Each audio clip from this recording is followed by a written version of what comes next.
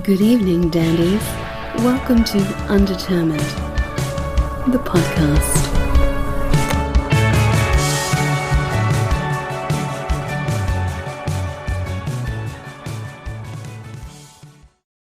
Matt, that little sound kind of started to disappear. Yeah, it seems like it's gone down a little bit, so we can probably. There's a good chance I can fix it in post. We'll see. I'm not that worried about it. We've had definitely worse sounding podcasts. I've told this story a bunch of times before, like our worst sounding podcast. There's a music producer, just like super, super famous, produced like bands like the Pixies and Nirvana. Oh, wow. All these, it's just like high profile. And we had him on, and it was the worst sounding like episode that we had. Like he was in his studio and he was just using his little laptop microphone, and there was a fan blowing, and it just sounded awful. Yeah, but he was just like, yeah, and he was just like, yeah, let's go with it. All the people to have like just a crap sounding mic. Yeah, I would not have expected it to be you. Right.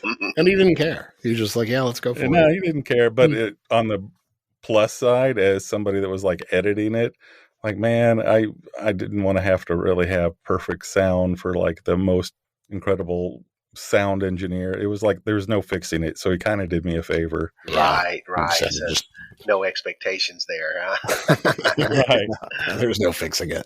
Well, I tell you what, guys, you've made history with me. This is the very first podcast that I've ever participated in. Oh, right on. Now, I've watched several. Matt, you've made history and with me, and Go Class of '89, Zizzer Nation. There you go. Yeah, Matt Langston made it possible. Thank you very much. I'm glad that I could do it. Or bringing in our senior class vice president. Oh, yes. Man, you've created a monster. I know. I'll be the podcast junkie going forward, We're glad to have you on. So we're talking to my old classmate. We've been classmates. We were just talking about it since like preschool. Oh, wow. Crockett Oaks III. And I'm so glad that the lunch money that I stole from Matt, I gave it back to him, and we made up over the years, and now we're friends, and this is great. I'm just joking. I wasn't a bully, Matt. Tell him I wasn't a bully. No, you weren't. I was big enough to be, but I wasn't. Yeah, you were. Yeah, nobody wanted to really mess with you too much that I can remember, but you were always nice. I never had a problem with you. I don't think we ever had a beef. No. Like I said, I gave you back the lunch money, and well, it helped that Matt's mom was my teacher, coming up over the years. So, and she was one of the most beloved teachers in all of R7. So that's always helpful, Matt. Absolutely. Yeah. You didn't tell your viewers that, did you? My mom definitely has a reputation in West Plains, and I kind of wanted at that time. I didn't really want it highlighted that was my mom when I was in school. Yeah, who would? I'm going to tell you something worthy of highlighting, Matt. Now, wasn't your first cousin Stephanie Henry and Ann Elizabeth Henry? Yep. So you didn't think I knew that. Now, that would be something worth highlighting. Yeah. Probably the two most gorgeous girls in all of high school was Matt's first cousin. So he drafted off of that, I'm sure, very nicely. I got a lot of good-looking cousins. You do. Deborah Lefevers. Yes, yeah. Deborah is your cousin too. That's right, yes. Yeah. Oh, I forgot about the Lefevers connection. Yeah. Daniel and Doug. Yeah. Yep. Yeah. Made it hard to be your friend. Especially as a transplant when like nobody knew me because I really wanted to hit on his cousins and his exactly. Maybe he can put in a good word for you or something. Right. Matt, hook him up. Good looking ladies.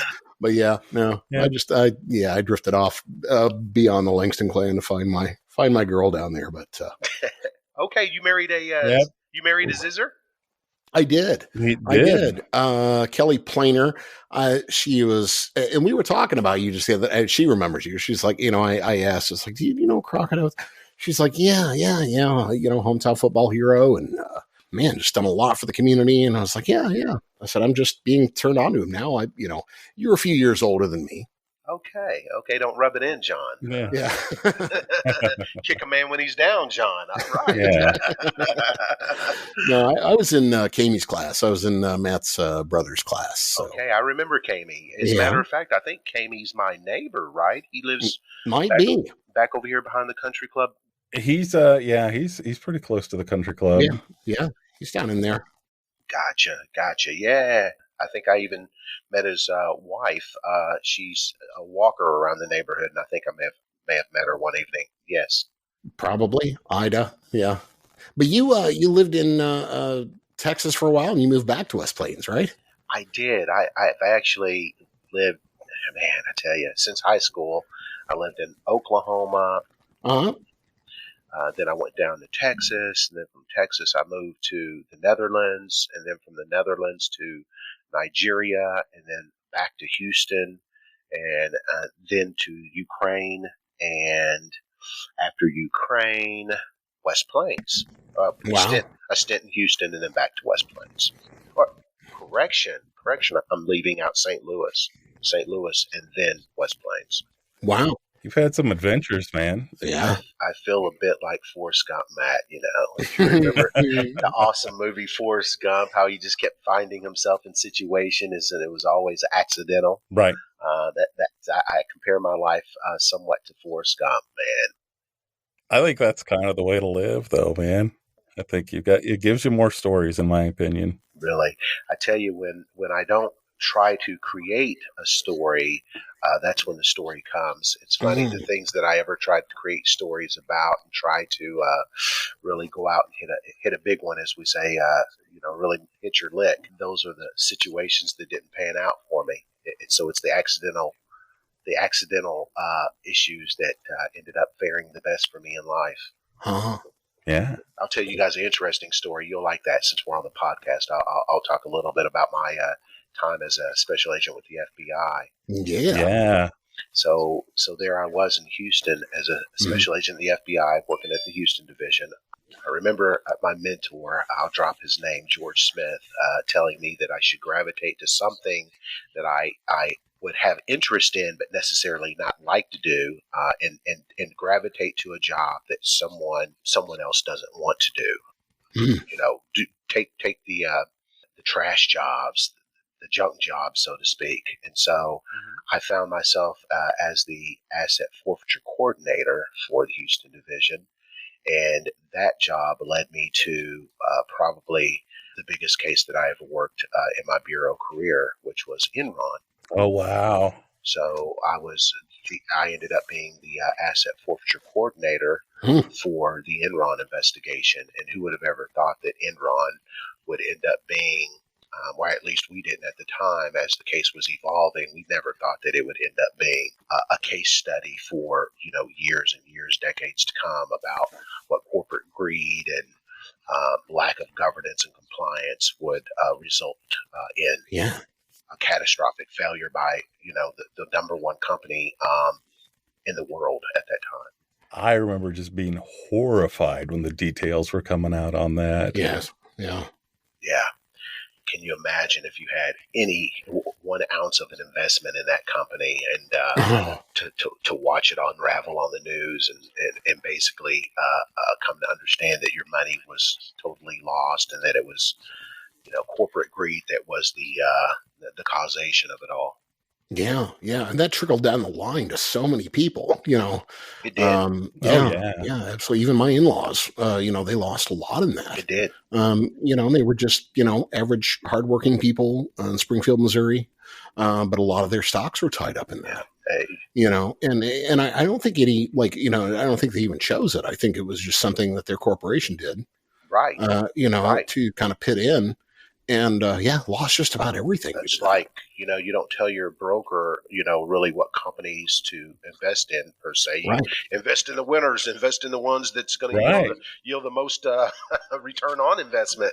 And so, Enron was, the favorite son of the investment world back then. And wow, so many people lost.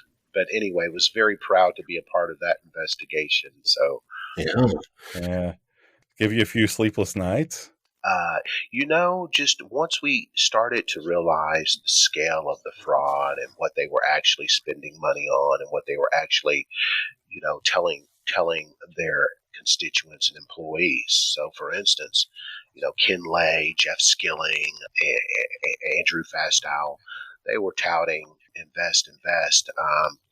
The more of your salary you invest in Enron stock, the richer you're going to be. Yeah. Mm-hmm. And all the while they were selling. Yeah. They were selling their stock, Right. So they were basically using that new investment funds to fund their payouts. Wow. And that's just criminal. It's criminal. It's derelict. It's all adjectives that support bad behavior. Yeah. Yeah. Did you face any personal backlash from that or anything? No. I mean, at the time, being with the FBI, investigating Enron was a feather in anyone's cap. Being a part of the solution to uncover corporate fraud, waste, and abuse was viewed as a good thing in every circle. And trailblazers, certainly within the law enforcement circles, because that type of fraud had never been discovered, had never been investigated.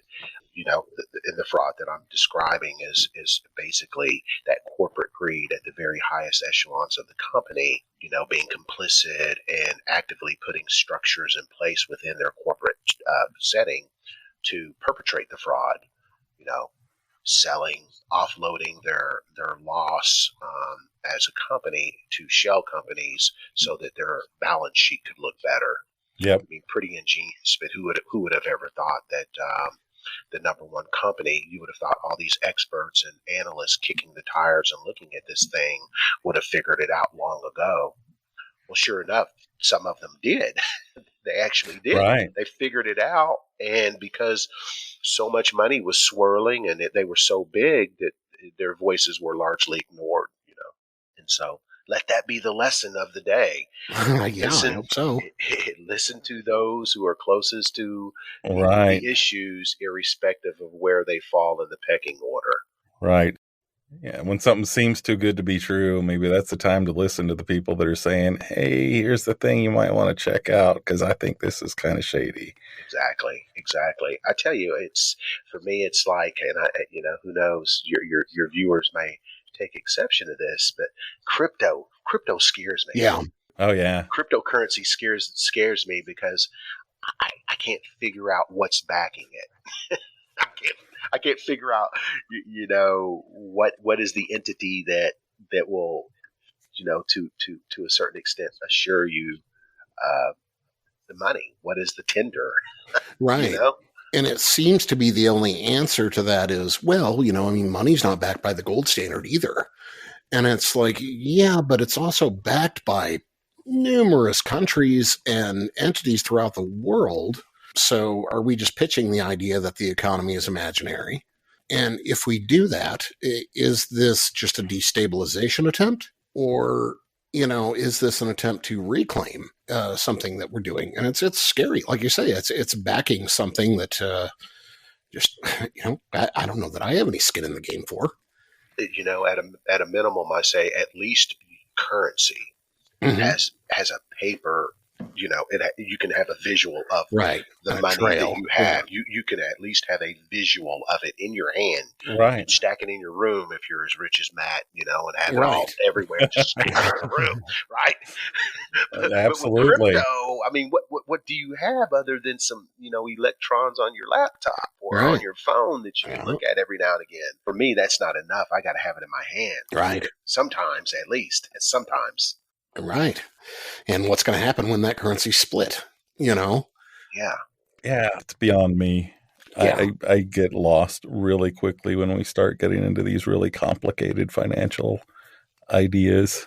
It's one of those things where if crypto is truly the next best thing coming and it's going to make, all these people rich like the dot-com boom, I guess just like the dot-com boom, I'm going to miss it.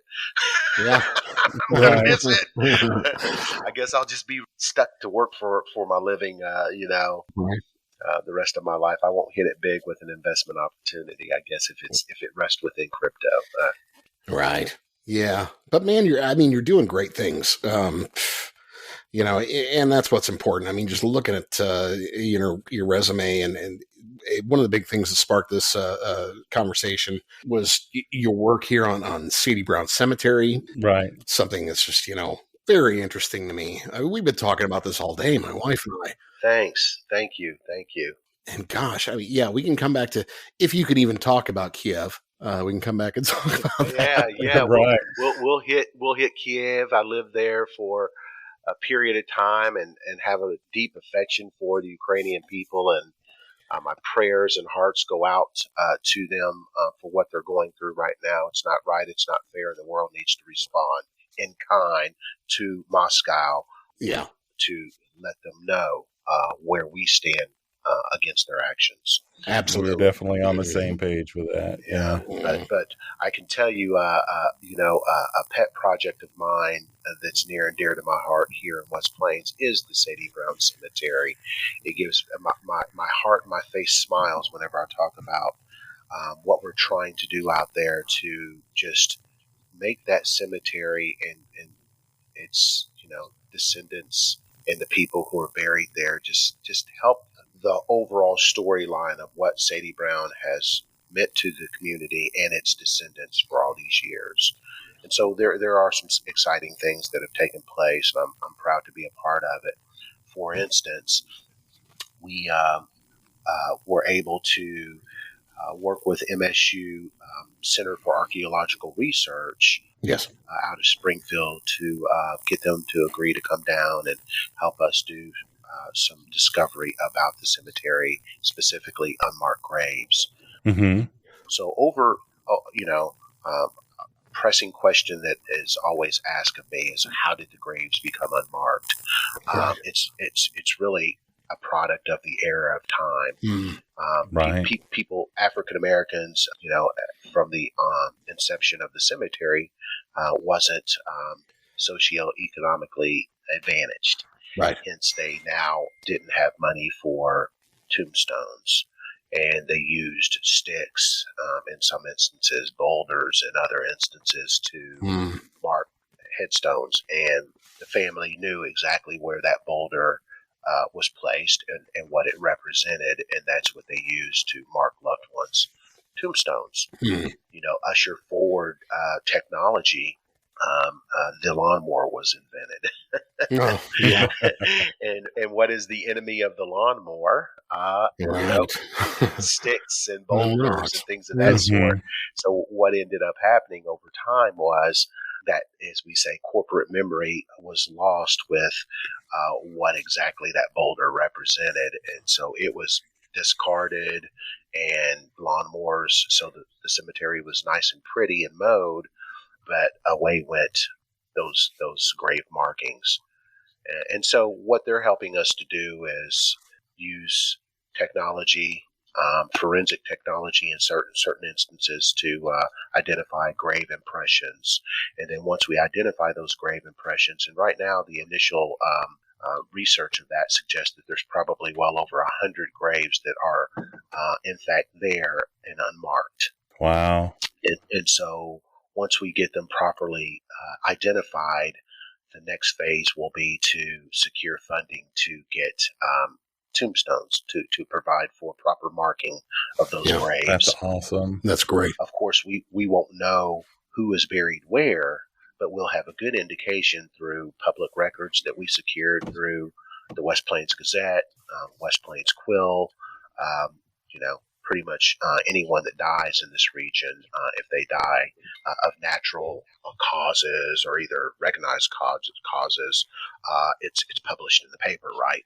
Right. And so it always publishes the where they were interred, and so we're able to correlate those records to the records that we have for Sadie Brown Cemetery to know pretty high degree of certainty who's buried there, but where they're buried has been lost over the years.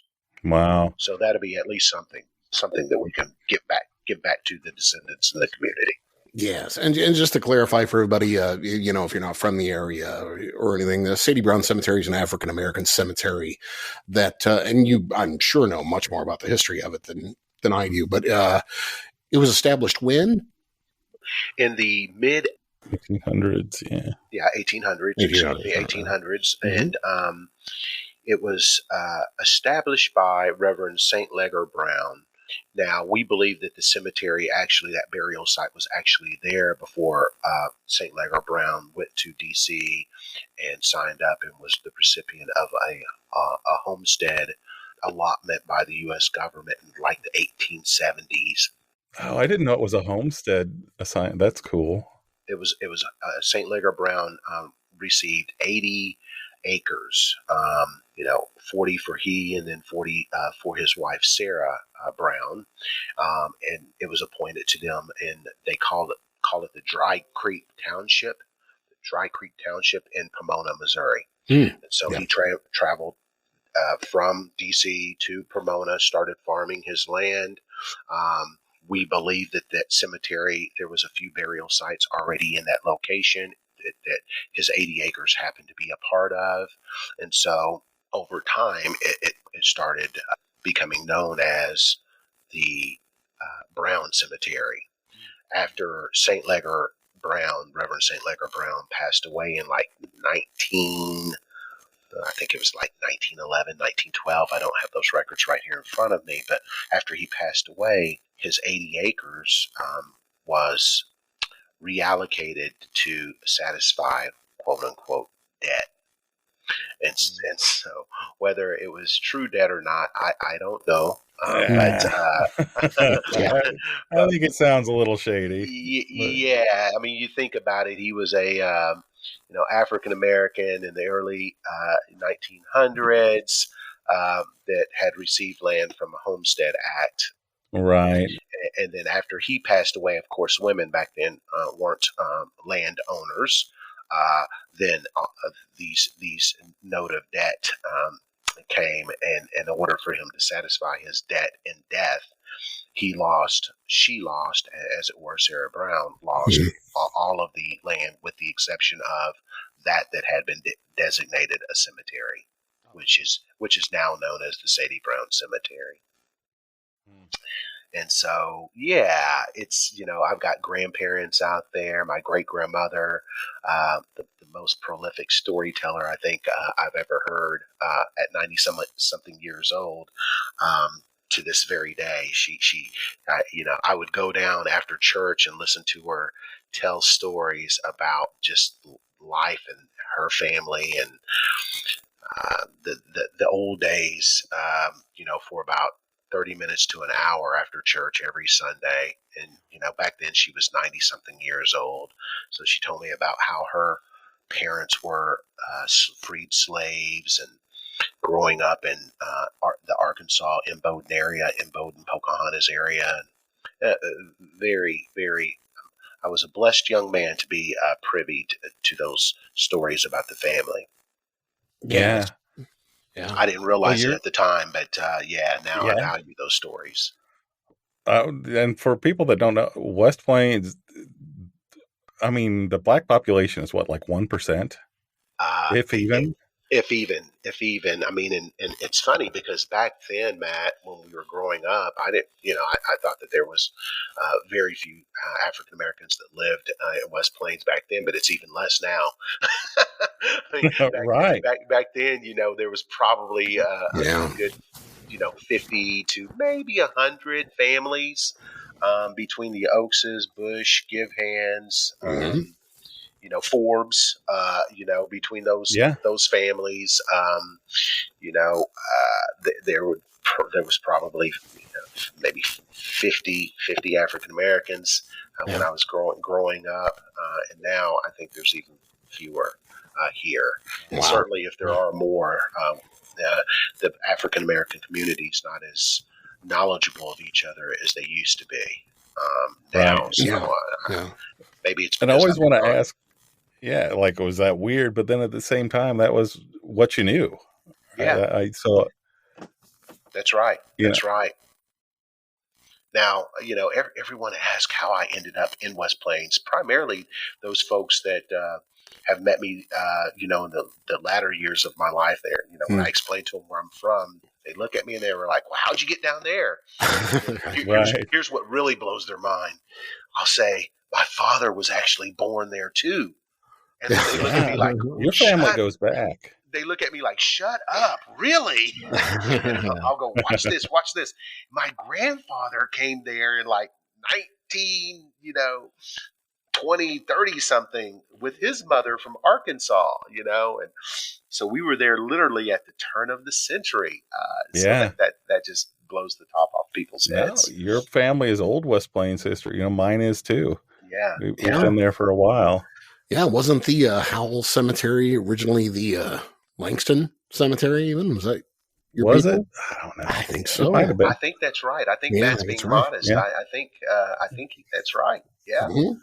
I tell you, as a kid growing up, Matt, you could probably appreciate this too. And then when we went off to college, we were kind of nonchalant. Yeah, we had Zizzer pride, Zizzer nation, and all of that, but we didn't realize how it resonated in the big city. But now I tell you, my pride and awareness of the Ozarks and West Plains specifically, in my high school, and the deep relationships that I've had over the years with just people that I've known literally all my life, it really means something. Like Matt, I mean, I've known this cat since I was I can't think of a time I didn't know you. 3-4 years old. Man. Yeah. It's crazy. Wow. I mean, people don't have these types of relationships anymore. Yeah, they don't. Yeah, they don't. And speaking of community, now are people still being interred there at Sadie?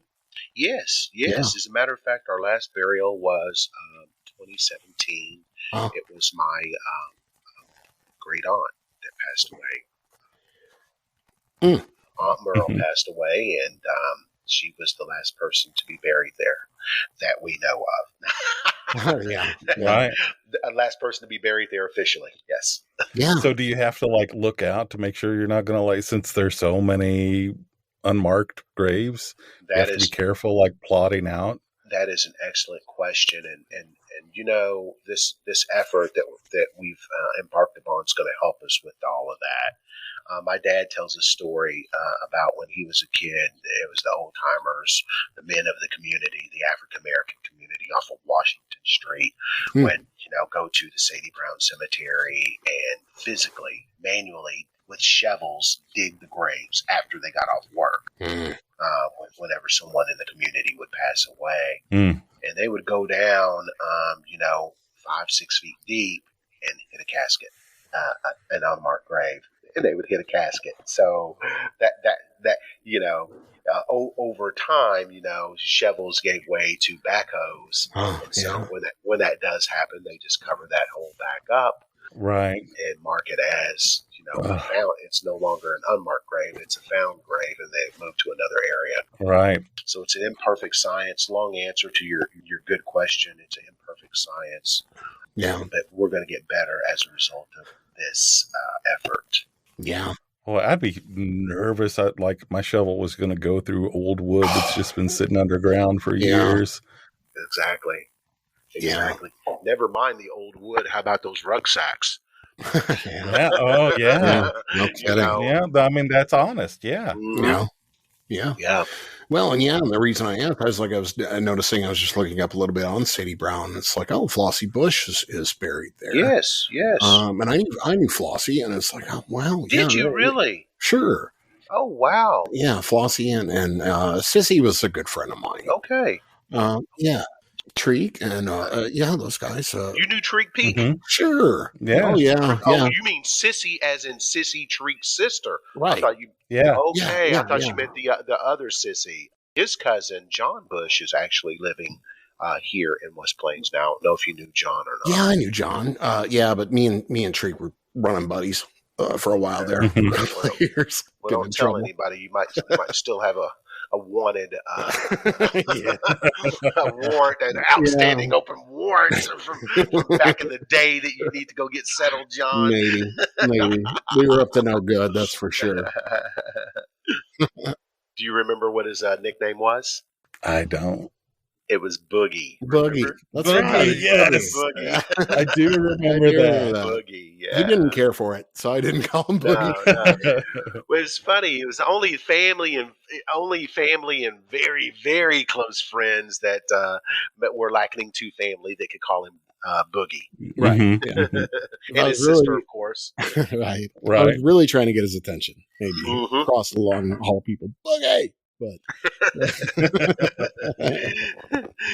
It's like, okay, John, Yeah. only you can get away with that Boogie business, man. right. Yeah. A fun Yeah. guy to hang out with, though. Yeah. We had some good round times. But yeah, I was amazed at that. I was like, and I guess she passed like 2002 or something like that. Yeah, she's been gone for quite some time. Yeah. She, a lady that lived her whole life here in West Plains, and just I call them staples of the community. Mm. Knew everybody, and those that knew her knew exactly what she was and what she wasn't, and it was Right. all accepted. And that's one thing I love about West Plains. You know who people are and who they aren't, and you're accepted anyway. Right. Right. So I love that about our community here. Yeah. Yeah, there are a lot of good people. There are some, there's some things that I'm just kind of not proud of that have happened there too. Sure. I won't go Sure. into that, but Absolutely. Yeah. Sure. I think the same can be said for really any location that I've lived in, not maybe directly impacting of me, but certainly things that have happened that communities aren't proud of. right. I think it's a testament to the fact that I'm back here in West Plains. Certainly sends the message of what I think of it for sure. Mm. Right. Okay, truth in lending, my parents did have a little something to do with it. They weren't willing to come to Houston, Texas, and I couldn't leave them here by themselves at that age and stage in life. And, Yeah. I tell you, I've been enriched by just being close to them since I've been back. Family will bring you home or bring your family to you. Indeed. One or the other. You know what's funny about West Plains, man? West Plains people will remember what you have done if it's sports related forever. Forever. Oh, yeah. So I can't tell you how many times I've gone to Walmart Walmart, that's the unofficial meeting place of every class, that you have unofficial class reunions every Saturday at 2:00 at Walmart, because you see everybody. But, so I started going at midnight.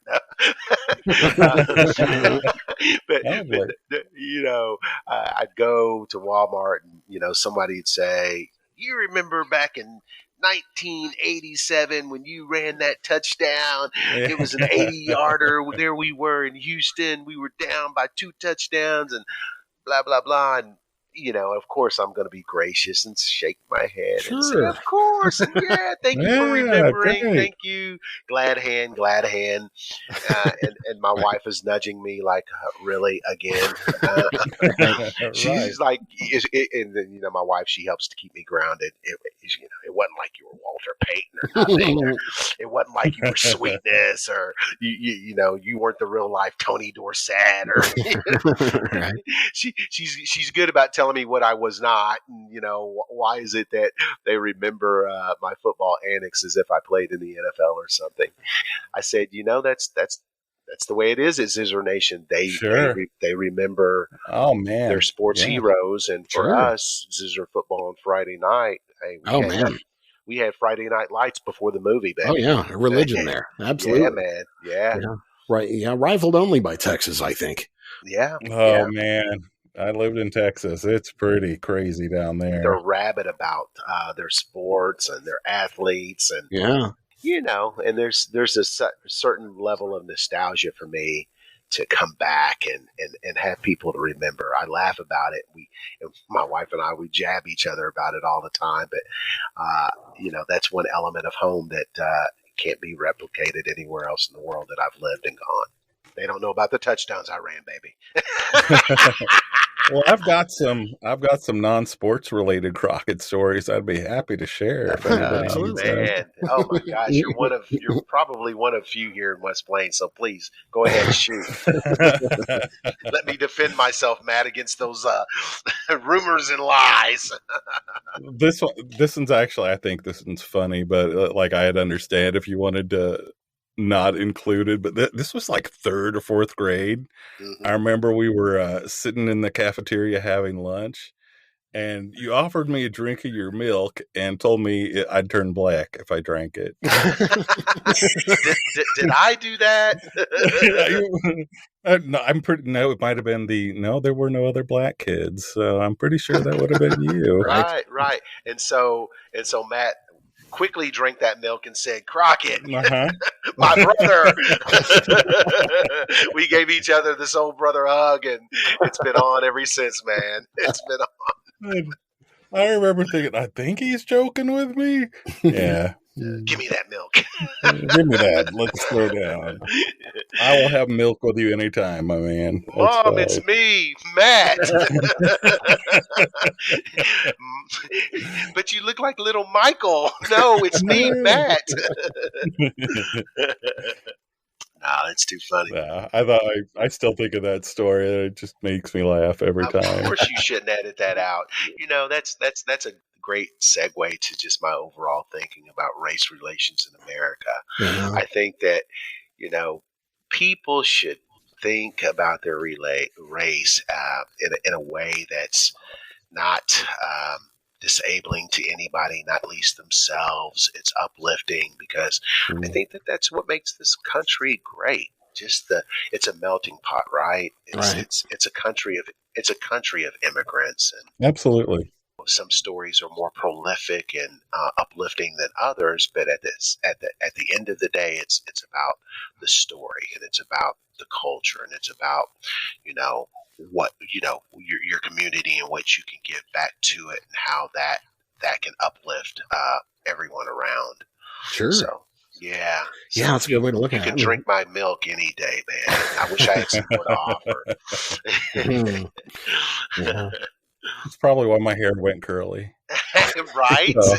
Well, it was loose curls, not loose curls, not tight curls. So yeah, a little ode to the dual race there. Could be. You never know.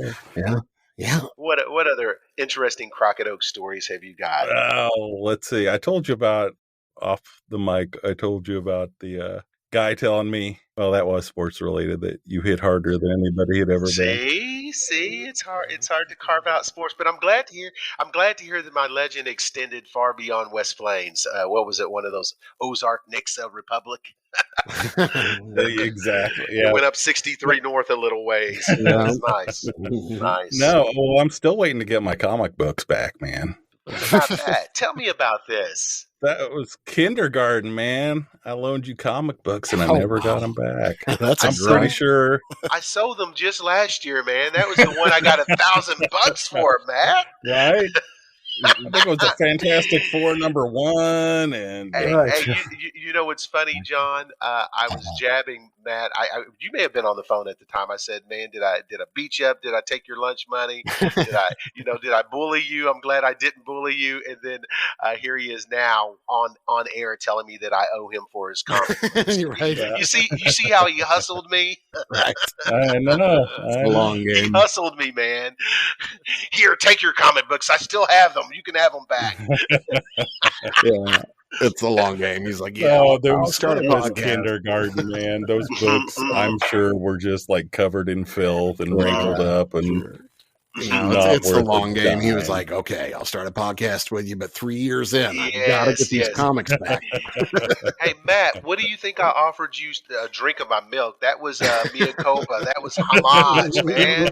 Brother, that was payback. I don't just offer my milk to anybody, man. I bet you don't.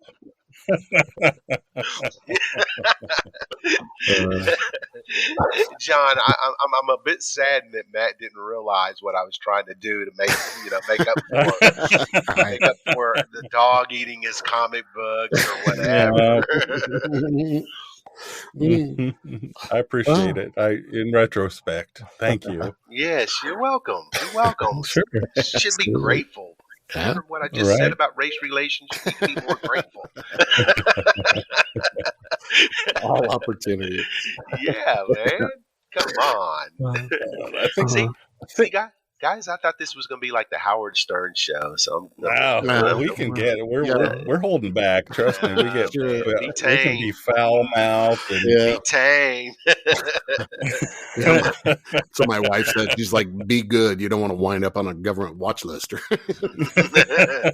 Well, you know, I still got those kind of connections. Exactly. You'll be like, I haven't been getting pulled to the side every time I go to the airlines. Why is that van sitting outside of our door? Damn, Crockett Oaks, call them off. No. You ever get people asking you for favors? And what type? Yeah, well, just related to those connections. Yeah, you got some connections. You know, over the years, what I have found myself doing in the realm of favors is just legal questions, especially in the law enforcement space. So, you know, no one wants to implicate themselves, right?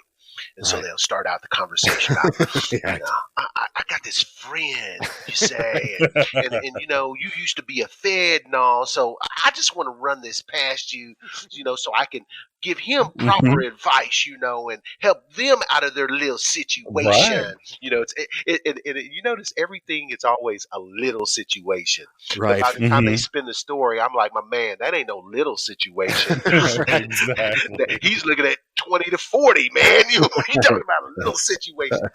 Well, you know, my friend may have advertised that he was able to do this investment deal, but it went south for him, and therefore it went south for his many, many investors. I'm like, okay, so when did it go south for him, and when did he stop advertising, and was there ever the possibility for this investment opportunity to unfold, i.e., did you do what you said you were going to do? Right. Well, you see, I see how you work that in there with your little FBI trips. It's my friend. It wasn't me. He may have not done everything that he was supposed to do, but I had nothing to do with it, Crockett. I'm like, okay, I see where this is going. So those are the types of favors that I get asked over the years. And, you know, I'm always happy to help and give my perspective on those types of things. Because people, I mean, it's unbelievable to me, and maybe it's just because I've been a practitioner of the law for a number of years, how ignorant people are of the law. And you know, it says very clearly that ignorance of the law is no excuse. But, you know, I think people go deaf on that point, and they probably should understand their rights and understand what the boundaries of legal considerations are for themselves. Like, for instance, when the cops tell you you have the right to remain silent, I can't think of one good scenario that you would not exercise that right. I could not think of one good reason why you wouldn't exercise it. Yeah. I'd be like, okay. Right. Are you okay back there? I'd just be shaking my head. I'm not saying nothing. I'm exercising my right to remain silent. Yeah. Yeah. You're giving us a heads up for that tap you've got on our phone right now. When they show up tomorrow, I would just be quiet if I were you guys. Oh, you government conspiracy theorist. Conspiracy theorist. Yep. Keep your mouth shut. I'm going to tell you, Big Brother's not everywhere, but Alexa is. Yeah. and hey, Google is. Yep. Hey, while you're worried about your phones being tapped, why would I need to do that when Siri's exactly Siri's right there listening to every word? Yeah. There's a meme on that, John. You had that meme. You know, people in the 50s worrying about wiretap.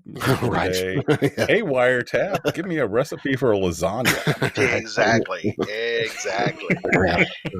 And it's become so convenient, fellas, that people just are oblivious to the fact that bad things can happen to good people when you let Siri listen to everything that you say and do. Sure. Right. Sure. I'm just saying. Right? Yeah. No, and there are weird coincidences that happen. I can talk about donuts. I've had this one happen. I just talked about donuts with my wife, Mm-hmm. and like the next time I open up the phone, here's a donut ad for you. Yeah. What? Mm-hmm. Yeah. Isn't it amazing that when you Google something that's retail related or product related, that you then start getting blasted on Facebook and all your social media outlets with that thing that you were looking for? Oh yeah. Or you go and search on Amazon for something, and then all of a sudden every retailer that's worth their salt starts bombarding you with that product. Isn't that weird? Yep. Yeah. It shouldn't be weird, fellas. It should be an acknowledgement that things that the government has to have an ability to understand its threat environment. Yeah. Right. Yeah. So when did you start working in public service and working in justice and the military? Or so let's say, when did you sign up for the military? Great question. It was in 1988. I was still in high school. Enlisted in the Army in November of 1988, literally about a month after, maybe 3 weeks after football season, my senior year. And then I started affiliating with the Army Reserve Unit in Jonesboro, Arkansas. That was my very first military unit. So I started driving from West Plains to Jonesboro on drill weekends while I was still in high school. Right on. That's a pretty drive. Yeah. And so from there, military, and then I guess law enforcement history was in ninth. So I'm a criminal justice major. Got bachelor's and master's in criminal justice administration from University of Central Oklahoma. Go Broncos! Go Broncos! Go Broncos! Yep. Joined the Oklahoma City Police Department in 1992. Oh wow! 1992, and was a police officer in Oklahoma City for about 4 years, and then I went to the FBI. Wow. I was recruited to go to the FBI following my completion of my master's degree in criminal justice from University of Central Oklahoma while I was a police officer in Oklahoma City. And so if you do your triangulation, I joined the Oklahoma City Police Department in 1992, and I left in 1996. Do you guys remember what happened in April 19th, 1995? Yeah. Wow. So you were there for that? I was there for the Oklahoma City bombing of the Alfred P. Murrah Federal Building. Wow. So I was a first responder. Wow. So that's the big story that resonates with me as an Oklahoma City police officer. Wow. I was also a DARE officer, and that was very rewarding, working in schools, helping kids to understand what drug-related threats look like. But to be a first responder for the Oklahoma City bombing was amazing. Oh my God! In retrospect, it was very frightening in real time, but oh yeah, in retrospect, because check this out. So I was a first responder for the Alfred P. Murrah Federal Building bombing. I joined the FBI in 1996, July 1996. Timothy McVeigh, the perpetrator of the bombing, went on trial. And as an FBI agent out of the Houston division, I was a part of the SWAT team. I worked with the Tactical Operations Center, deployed to Denver during his trial to provide security because there was fear that somebody was going to take him out. Yeah. Somebody was going to perpetrate another terrorist act, either in his honor or in his, in an effort to get him. Wow. And so, I was there for the bombing, and then I was there when he was convicted. Wow. Wow. Yeah. I So can't imagine. I That mean, is, dude, you are Forrest Gump. That's Forrest Gump, man. crazy. I'm West Plains Forrest Gump, and I went to Langston University and found my Jenny, and brought my Jenny back to West Plains. Her name is Tanya Oaks, and I tell you, that's how we made it. Yeah. okay. Good Wow. university. I'm sure it's affiliated with me too. Yeah, Yeah. that's right. That's right. In Langston, Oklahoma. I forgot that Yeah. connection. That's where my Wow. wife graduated. She's a Langston Lion. Yeah. I pledged. I'd be remiss if I didn't tell you guys that I pledged in the greatest fraternity on the earth, Omega Psi Phi Fraternity Incorporated. I was some would say a Q dog. I'd say now I'm an Omega man. There you go. But yeah, my wife's a Delta there. She pledged Delta Sigma Theta. So there we go. Hey, honey, I got all the checkoffs here. She told me on the podcast to remember to say this, say that, mention this, mention that. So I'm going through my list here, guys, and I think I've checked off on most things. Right on. Yeah. Cool. So yeah, like I was saying earlier too, I mean, lead you to Kiev. What was that? 2017. Yeah. I lived in Kiev, Ukraine, from 2017 through summer of 2018. So it was about just a little over a year. Yeah. Interesting thing about Kiev, the thing that stands out, never mind working in the embassy, working with Maria Yanukovych, the ambassador that was really criticized and ostracized over. She sounded like such a pro, though. Yeah, she was great. I thoroughly enjoyed working with her. She was a consummate professional. She's everything I think that the U.S. would want embodied within their ambassador corps, really. And as well as George Kent, who was her deputy there at the consulate. Mm-hmm. You had external actors that would come into country and really try to stand up and run a shadow diplomacy. Yeah. A shadow mission outside of that was sanctioned and ordained by the U.S. Embassy. So it was interesting times. I was the deputy chief of the Office of Defense Cooperation there in Kyiv, and worked for Colonel Bob Peters. I was a lieutenant colonel at the time, and we had a team of nationals, Ukrainian citizens, that worked to help us to further the U.S. mission within the Ukrainian military to identify, and provide armament. And so I would say here's another Forrest Gump moment. Yeah. There we were in 2017, 2018, interacting with generals and senior ranking officials about what they thought they would need in the event that Russia invaded Ukraine. Right. Ooh. Play it forward 3 years. What happened? Right. Russia invaded Ukraine.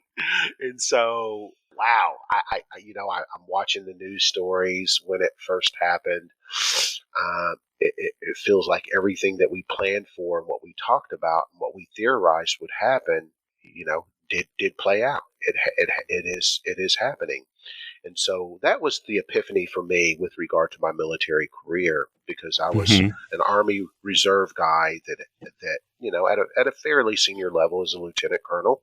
Well, yeah, they got deployed to do a pretty serious job for the U.S. government as a reserve guy. Yeah. Right. And that we were doing then has so much impact on how it is played out for them now. Right. Yeah. I mean, that was my biggest question probably was just, was it in your mind at the time just a contingency, or is it something you saw coming down the pipe?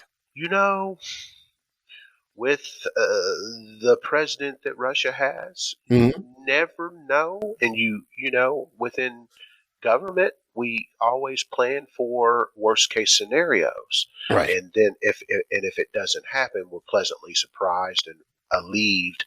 But yeah, that's how you plan. So did I ever think that Russia would invade Ukraine? Well, if you think about what happened when they took over Crimea, that's certainly an indication that they would have the appetite to do it. Right. Yeah. And what's going on in the Donbass region, what was going on even at the time, because they were engaged in war with Russia at the time, but it was only within the Donbass region, which is the eastern quadrant of the country of Ukraine.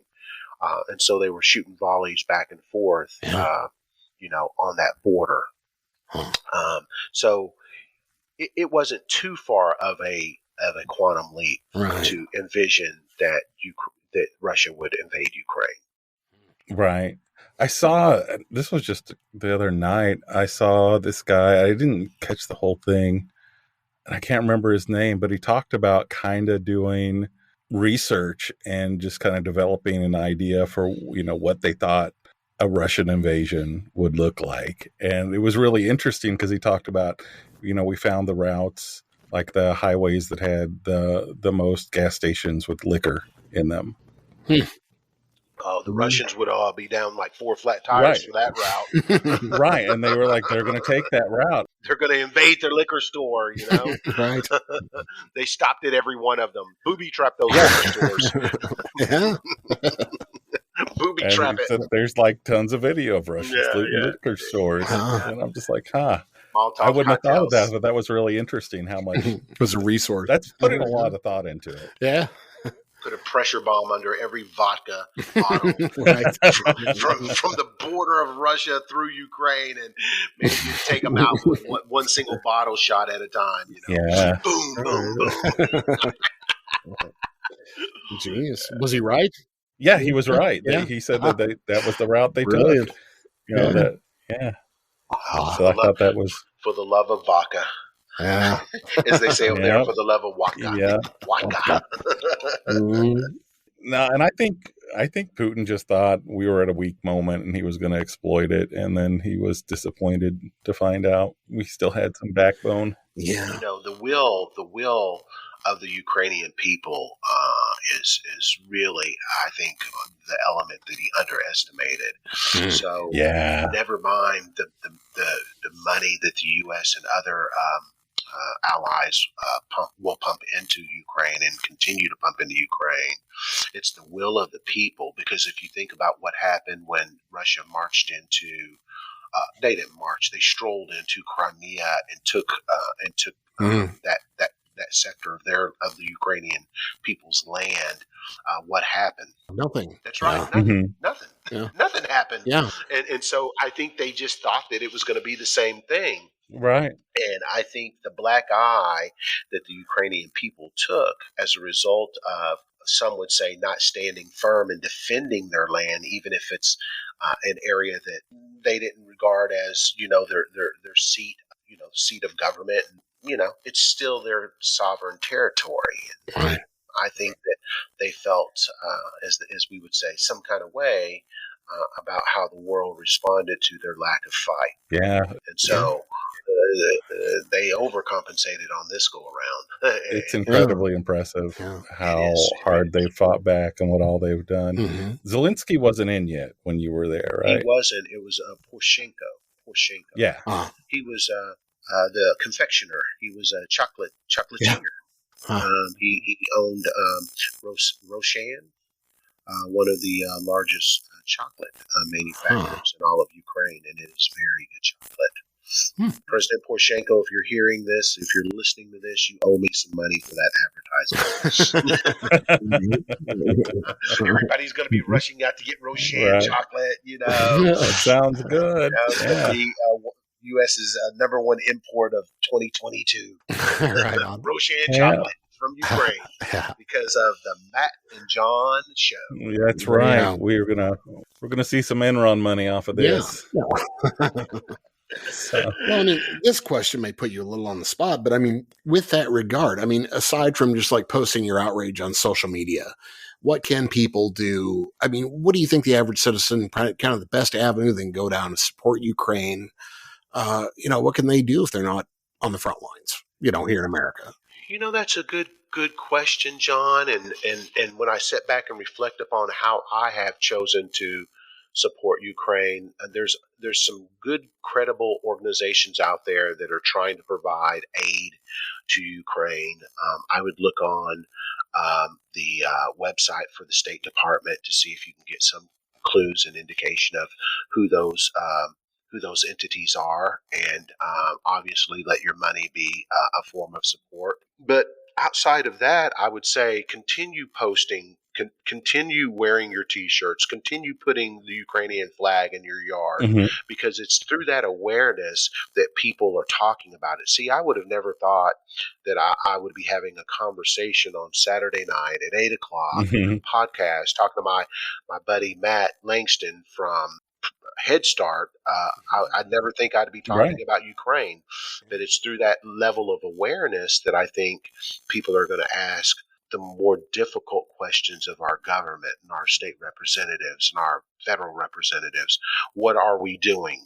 Can we do more? Is what we are doing, do we assess that to be enough? Right. Hey, more importantly, what are our European allies doing? Are they doing enough? Is there any level of pressure that we can support you in putting on them to step up to the plate and defend their backyard country, Ukraine? Defend Ukraine, because if Ukraine goes, then others stand the chance to be victims as well. Absolutely. Yeah. And so that's what I think people need to really appreciate. Why should we care about Ukraine? Because it is the closest democratic country to Russia. It borders Russia, and it's more idyllic of Western ways and thinking and democracy than any other country that's there. Yeah. We should care. We should care about Ukraine. Absolutely. Do you find a lot? I'm already know my thoughts on it, but like in where you are now, West Plains, that part of the country, man, people gobble up a lot of disinformation. Yeah. There is disinformation here, and I think that people choose to be unknowledgeable on reality because it's easier and it fits a narrative that we might not even appreciate or know, but it fits a narrative that somebody is trying to push to exploit these people. You know, I think that, you think about it. If somebody tells another false information, you have to wonder, what are they getting out of it? Right. What benefit is it to keep people ignorant about what reality is? Is it that the reality of the situation is to a detriment of the person telling the story, or what is it that would keep you or convince you that it's better to lie and or skew the truth than to tell it? I don't know. And it's power. That's my my belief is that it's just power. Personal gain. It's power. Yeah, harnessing power for yourself. Yep. If you get people to believe a bunch of BS, you got followers, and they'll give you money. Yes. If I keep people ignorant, that means the issues that really they should be caring about, that are really of most impact to them, maybe they'll let me slide on that. Maybe they won't hold me accountable for that. Yeah. What were your thoughts, speaking of Ukraine, going a little bit further back, right, with the whole scandal with like the, trying to pay for play, basically? You want your weapons, you're going to have to drum up some info on a hunter. Yeah. It's one of those things where pay for play, it's unfortunate that the Ukrainian people in that scenario, if in fact that happened the way it was portrayed, it's unfortunate that they would be used as a pawn, and when they're the threat of oppression and the threat of tyranny coming over their borders was so real and so palpable. It's like trying to hold water from a starving, thirsty man. Right. He will tell you anything, most likely. He will, be most vulnerable because you are key to his success with fulfilling that need. And so I applaud the Ukrainian people for standing up. And even though they needed those weapons and they needed our support in that regard, they stood up. And they didn't fold, and as my brother would say, they didn't give way to the okie doke. Right. They didn't Right. fall for the okie doke, and they stood their ground. And subsequently, they got their weapons, and things were okay again. But they didn't fall for the okie doke, fellas. Right. It shouldn't have played out the way it did. They shouldn't have had to go through that. That's right. It's quid pro quo, man. Yeah. Yeah. I found, like, just in what I witnessed and listened to, like, what was it, Vindman? Yes. He seemed like by far the most credible person. Yes. Lieutenant Colonel Vindman and his brother, the lawyer, Vindman. They're twins, aren't they? Can you believe it? Yeah. And they joined the U.S. Army, Ukrainian citizens, and great story. Just that. You know? Yeah, indeed. And it's fortunate. It's fortunate that they chose the U.S. Army as a way to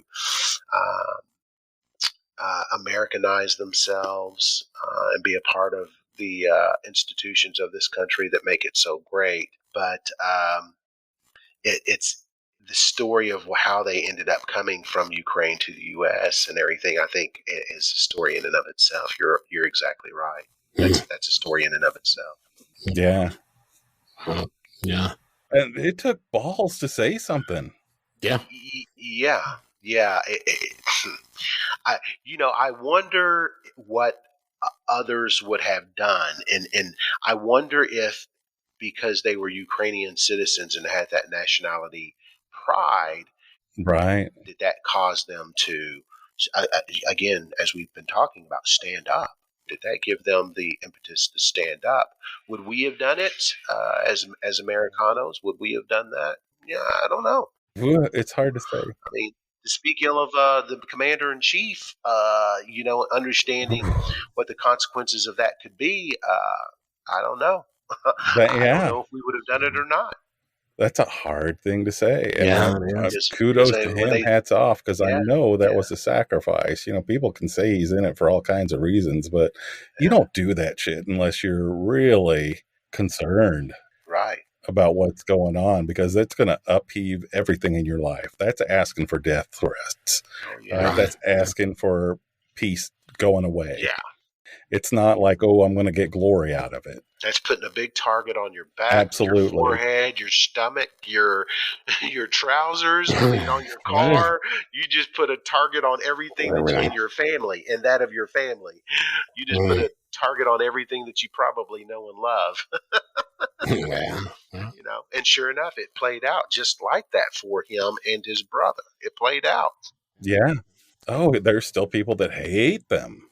Just because he said, "Hey, I was listening in on the conversation, and this is what I heard." Right. Mm-hmm. And the recording supported that fact. Yep. Right. It gets back to what we said about, the truth and people, why do people choose to embark upon misinformation, disinformation? Because when people know the truth, then they stand a good chance of doing something about it. And maybe that's the whole point. They don't want things to be done about it. What I worry about right now is some people, I think we're in a place where some people have become so invested in lies that it's like their whole identity. Well, yeah, they and getting them to separate from that means stop being who I am is basically what you're telling me. Right. Yeah. And I'm not going to do that. Right. People are paying me good money to continue with this campaign. Campaign of deceit and deception. So, that's a very astute point that you made. It all comes back to money, doesn't it? Yeah. Yep. Follow the money. Yep. Yeah. It really does. Yep. That's right. Special interest groups and this and that. But it's funny how when people start getting brave, more people start to get brave after them. Yeah. Right. And we're starting to see a lot of that with the commission stuff that's going on. Emboldened. Isn't that the $1 million word? They get emboldened. Mm-hmm. They're so emboldened. They're emboldened. Yes, he's gotten emboldened after they, realized that, their lives are at stake. Yeah. Yes, exactly. Yeah. Exactly. Yeah. I think some of them are people being patriotic. Some of them are trying to save their ass. Right. Yeah. Absolutely. So what's a week in the life for Crockett Oaks. What do you got coming up next week? I mean, what does a week look like for you? Well, I work at Missouri State University, West Plains. Go Grizzlies. I'm Grizzlies. the director of business and support services. And so, a work week there is pretty fast paced.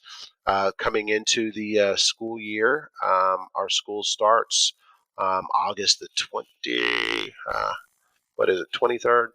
Right around the corner. Soon. Yeah, so it's right around the corner. So a day in the life for me, I think it's August the 22nd. So a day in the life for me is making sure that we have the campus ready to receive our students. Faculty will be returning from vacations and conferences and all the great things that they do over the summer in preparation, keep their knowledge and skill set up so that we can educate our student to the very best of our abilities. Missouri State University West Plains is a junior college. It's a community-based college. And so it's fully expected that our students will get all of the educational needs satisfied here at Missouri State and then move on to other four-year institutions to finish up. Yeah, I did a couple of semesters there. Sure. Great. Would you attest to the fact that it's great education, Matt? Yeah, it was a good education. I had fun. All right. Yeah. And then you were able to transfer, catapult your success from MSU West Plains to, was it Drury? Yeah, I ended up graduating, getting my BA in theater from Drury. Your master's came from... And then, my master's in counseling I got from Stevens in Columbia, which is a women's college. Columbia. That's what I was going to say. Matt, you went to the women's school? I did. Oh, you're a bad boy, Matt Langston. You're a bad boy, man. Good for you. Kudos. How was it? When I went to Kemper Military Academy, that was the source of my commission in 1991. Go Yellow Jackets. That was, we would obviously hit the campus of the University of Missouri, but right across town was Stevens Women's College. Yep. And I can't confirm nor deny, since my wife is close by, that I ever stepped foot on that campus. However, just academically. Yes, they had a great library that rivaled University of Missouri's. I would spend plenty of time there, ensuring that I had the latest and greatest periodicals to write that paper. That's too funny, man. That's excellent. Yeah. Matt was with his wife, so at the time. Yeah. Is that where you met your wife? No. I met her in Kansas City. But yeah, she went there before I did.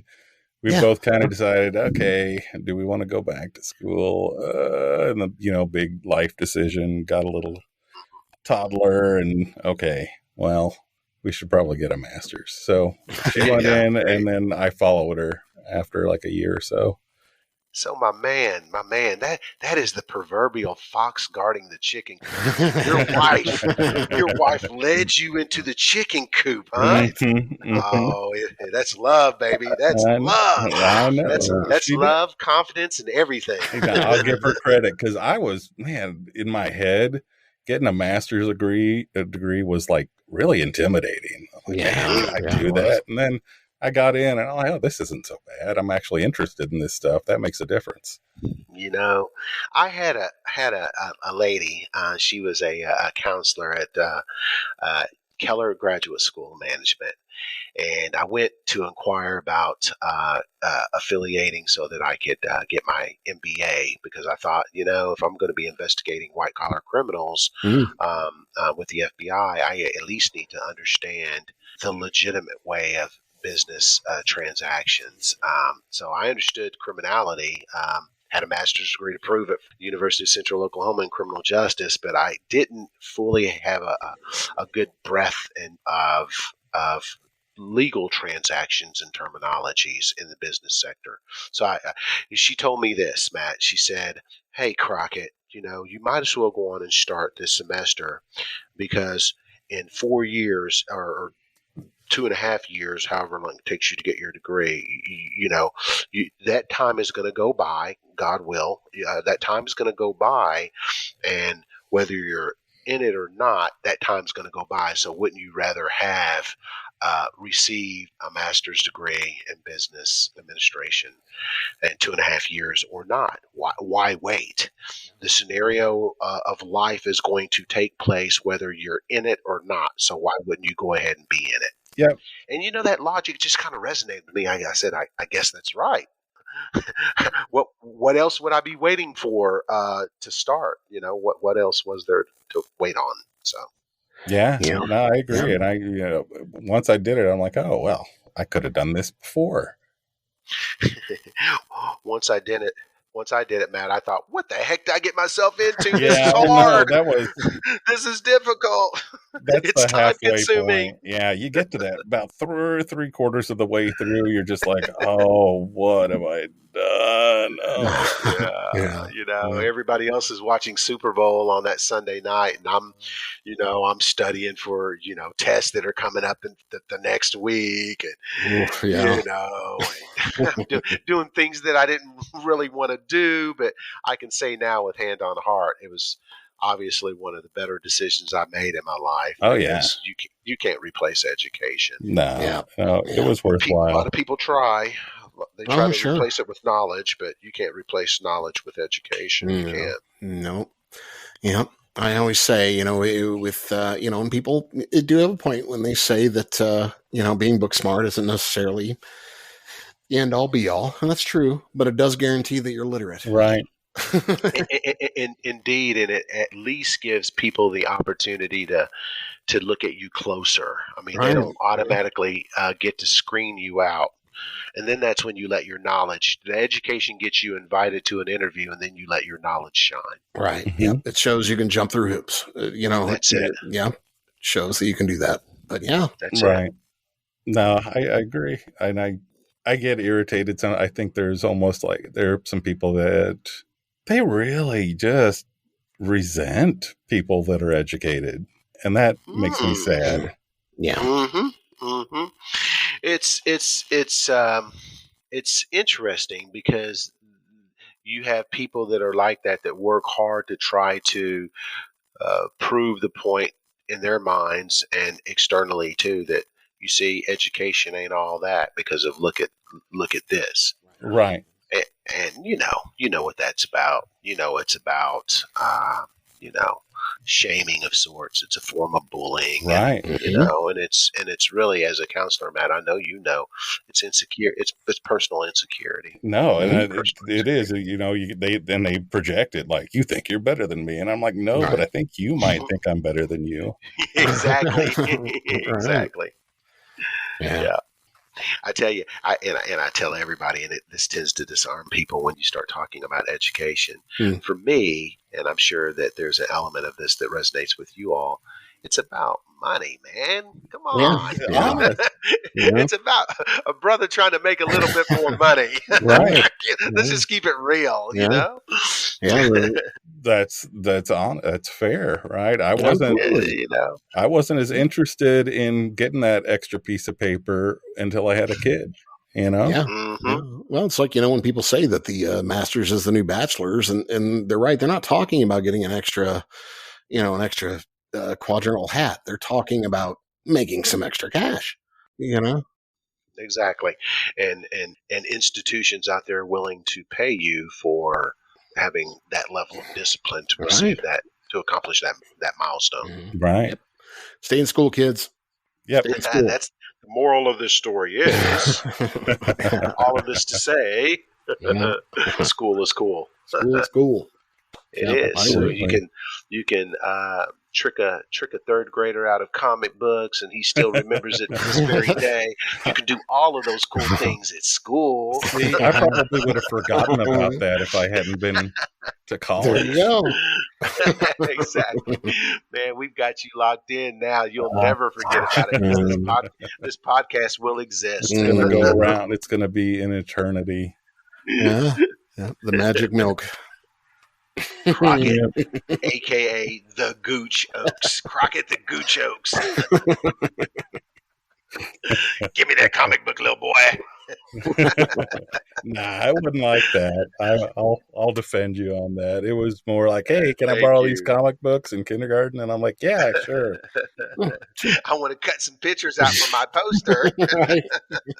Matt's like, you didn't cut them, did you, Crockett? I don't know what I did with them. I don't know. Hey, do you remember that movie Life? You want your cornbread? Give me those. You want your comic books? I want my comic books. I'm glad that I got to catch up with you, though, too, because this has been fun, man. I wondered kind of in the back, I'd see you, oh, what? He's in the FBI?